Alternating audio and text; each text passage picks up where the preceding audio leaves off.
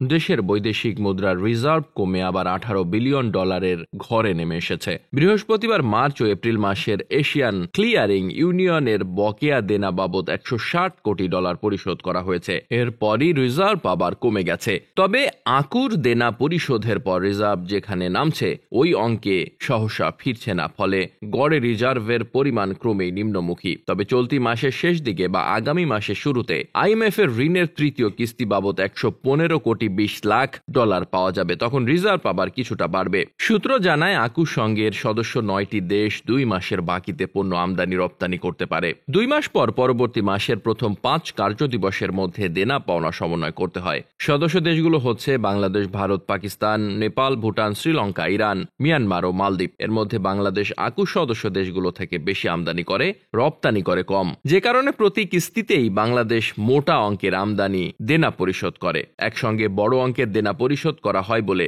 রিজার্ভও কমে যায়। গত মার্চ ও এপ্রিলের দেনা বাবদ গত বৃহস্পতিবার $160 কোটি পরিশোধ করা হয়েছে। ওই অর্থ পরিশোধের পর নিট রিজার্ভ $1,823 কোটি নেমে এসেছে। দেনা পরিশোধের আগে নিট রিজার্ভ ছিল $1,983 কোটি। এর আগেও আকুর দেনা পরিশোধের পর রিজার্ভ $18 বিলিয়নের নেমেছিল। তবে ওই সময় রিজার্ভ $10 বিলিয়ন কাছাকাছি ছিল। এবার তার চেয়ে বেশি নেমেছে। গত জানুয়ারি ও ফেব্রুয়ারিতে আকুর দেনা বাবদ $129 কোটি পরিশোধ করা হয়েছিল।